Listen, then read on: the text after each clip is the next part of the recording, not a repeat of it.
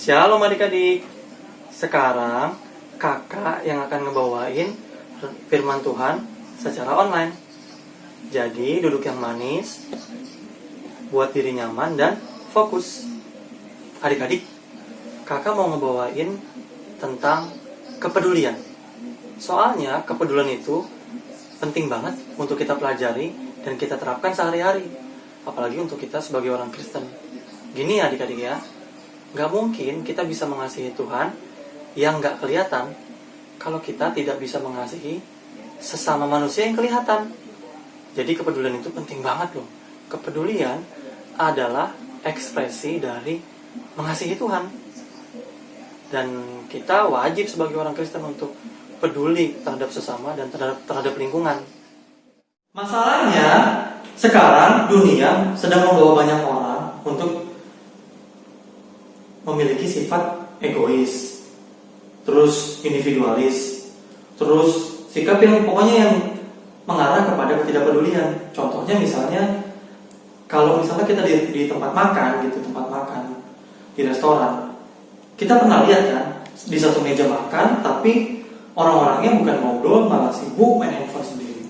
Sebenarnya nggak salah sih, tapi kalau itu sering-sering, takutnya itu jadi lama-lama jadi kita nggak peduli sama orang lain. Kita hanya sibuk main handphone. Lalu contoh yang lain, misalnya yang lebih besar, ngebully orang, ngebully teman kita sendiri, itu juga bentuk ketidakpedulian. Kita nggak peduli sama perasaan teman yang kita bully. Lalu apalagi korupsi, uang yang tadinya bisa untuk membantu rakyat, misalnya untuk sembako di zaman COVID ini, atau untuk pendidikan misalnya, tapi karena dikorupsiin oleh beberapa orang, ya jadi uang ke rakyat jadi berkurang deh. Dan itu banyak kan, bisa beratus juta, bisa bermiliar, kita nggak tahu. Nah, artinya kepedulian itu perlu kita miliki supaya kita tidak menjadi orang-orang yang tidak peduli. Karena kita nggak mungkin bisa peduli sama Tuhan yang nggak kelihatan kalau kita nggak bisa peduli sama sesama yang kelihatan. Sebenarnya ya, Alkitab sendiri sudah kasih tahu ke kita bahwa di akhir zaman ini akan datang masa yang sukar, yang sulit, yang susah. Manusia akan mencintai dirinya sendiri dan menjadi hamba Allah. Nah, itu terdapat di dalam 2 Timotius 3 ayat 1 dan 2. Nah, oleh sebab itu, mari kita sama-sama belajar untuk peduli. Dan hari ini kita mau belajar satu kisah yang ngajarin kita untuk peduli. Kisah ini sangat keren menurut kakak. Kisahnya terdapat dalam Markus 2 ayat 1-12. Markus 2 ayat 1-12. Orang lumpuh disembuhkan. Kemudian sesudah lewat beberapa hari, waktu Yesus datang lagi ke Kapernaum, tersiarlah kabar bahwa ia ada di rumah. Maka datanglah orang-orang berkerumun sehingga tidak ada lagi tempat, bahkan di muka pintu pun tidak. Sementara ia memberikan firman kepada mereka.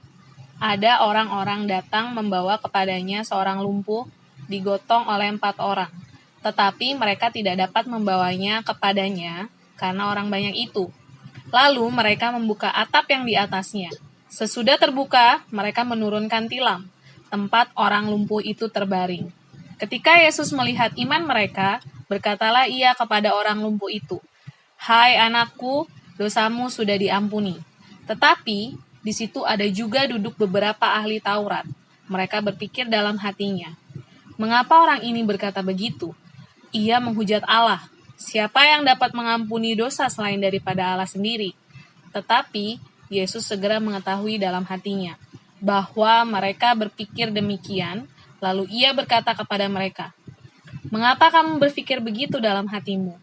Manakah lebih mudah mengatakan kepada orang lumpuh ini, 'Dosamu sudah diampuni,' atau mengatakan, 'Bangunlah, angkatlah tilammu dan berjalan'?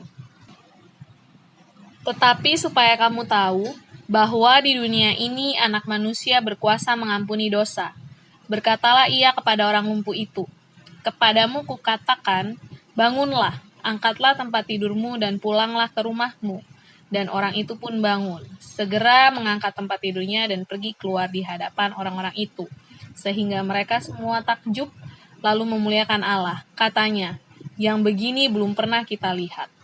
Nah, setelah kita membaca kisah ini, kita tahu nih bahwa saking banyaknya orang yang datang kepada Tuhan Yesus sampai nggak ada lagi tempat.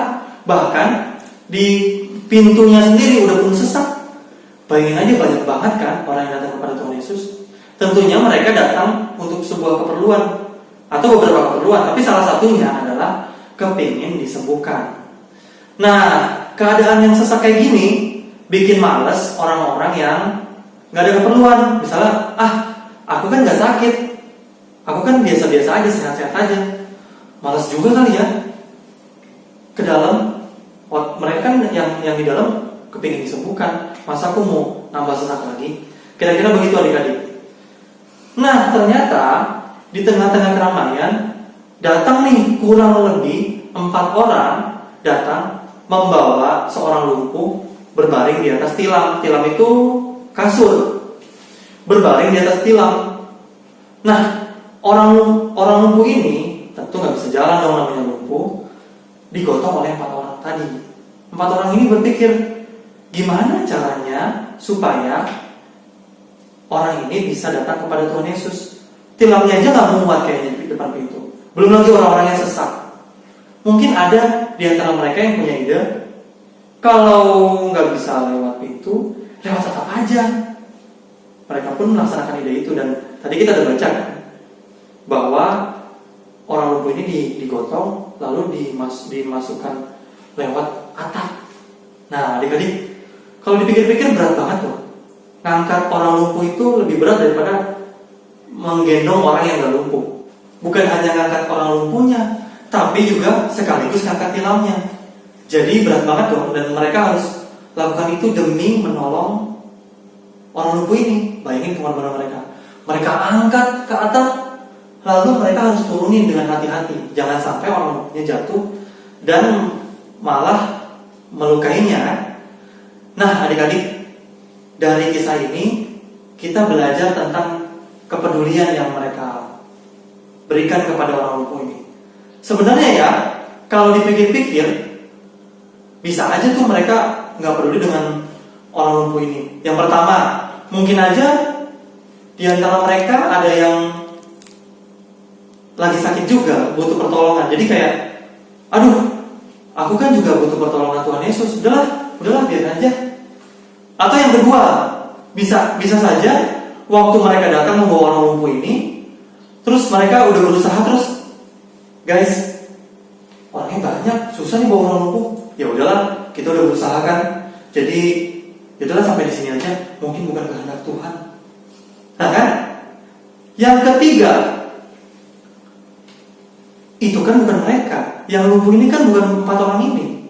Jadi rasa-rasanya kayaknya mereka bisa aja kan untuk gak bantu orang ini. Tapi mereka tetap bantu sampai tuntas. Bahkan mereka mikir keras gimana caranya dibawa ke dalam. Lalu mereka harus bongkar atapnya, mereka harus naikin orang lumpuhnya berserta dengan tilamnya, belum lagi turunin lagi. Wah, ini sih kepedulian yang bagus banget yang harus kita ikuti. Nah, hari ini kita belajar tentang peduli dengan orang lain. Seperti keempat orang tadi, di tengah-tengah kesulitan mereka tetap peduli sama orang lain. Di tengah-tengah, walaupun ini bukan masalah mereka, tapi mereka juga tetap peduli dengan orang lain. Nah, gimana dengan kita adik-adik? Kita juga harus belajar peduli dengan orang lain. Contoh yang paling sederhana nih ya, akan mulai dari yang sederhana dulu. Misalnya adik-adik lagi makan bersama keluarga, terus makanannya enak banget. Mungkin beberapa di antara kita langsung habisin makanannya, habisin lauknya, tanpa mikirin orang lain. Ya harusnya sih ya, makan secukupnya aja. Nanti kita persilakan orang lain untuk makan. Kecuali nanti kalau ada orang tua kita bilang, udah habisin aja makanannya, yang lain udah makan kok, baru kita habisin. Nah, kalau ini adik-adik tahu kan contohnya. Ini kan contoh yang sederhana kan. Contoh yang lain misalnya dalam hal berdoa, kita tidak boleh lupa mendoakan orang lain. Jangan hanya doain diri sendiri. Kita juga harus doakan papa mama kita, saudara kita, keluarga, teman-teman, jangan cuma doain masalah kita sendiri, tapi masalah orang lain juga. Nah, adik-adik, memang sih ya, kita semua pasti punya masalah. Dari mulai masalah keluarga, masalah pendidikan, masalah di sekolah, masalah hubungan dengan teman, belum lagi masalah yang lain. Tapi bukan berarti karena kita punya masalah, kita jadi nggak peduli sama orang lain kan? Kalau orang mau cerita sama kita, ya kita dengerin, nggak ada salahnya dong. Nah, contoh yang lain adalah peduli dengan lingkungan. Buang sampah pada tempatnya. Karena kalau kita sembarangan buang sampah, orang lain juga yang rugi, kita juga rugi kan. Nanti kalau banjir, semua repot, ya kan? Yang lain adalah dengan mematuhi prosedur kesehatan. Misalnya kalau kemana-mana pakai masker. Dan waktunya sampai rumah, kita bersih-bersih diri. Bisa cuci tangan, cuci kaki, mandi. Karena kalau kita peduli dengan diri kita sendiri, maka yang terlindungi bukan cuma kita, tapi orang-orang yang kita kasihi.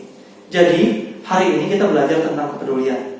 Kita harus belajar peduli dengan orang lain. Karena itu adalah bentuk dari mengasihi Tuhan. Nah, ayat hafalannya adalah Filipi 2 ayat 4.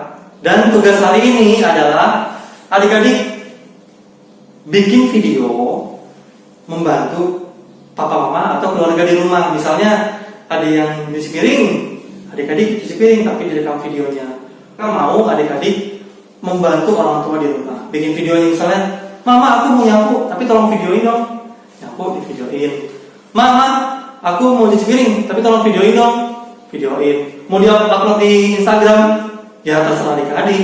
Cuma kakak mintanya adik-adik bikin video bantu papa mama di rumah dan atau bantu saudara di rumah. Misalnya bangun tidur, beresin tempat tidur. Ya kalau mau di videoin nggak apa-apa. Pokoknya tugasnya adalah bikin video bantu keluarga di rumah minimal 1. Sekian sekolah minggu kali ini. Tetap sehat, tetap semangat, dan tetap jadi berkat. Kita berdoa. Tuhan Yesus, terima kasih. Hari ini kami sudah belajar peduli dengan orang lain melalui kebenaran firman-Mu. Bantu kami untuk kami bisa melakukan firman-Mu dengan baik. Terima kasih Tuhan. Berkati papa mama kami, teman-teman kami, keluarga kami, saudara kami, dan kami sendiri. Kami sudah berdoa dan mengucap syukur. Amin. Bye.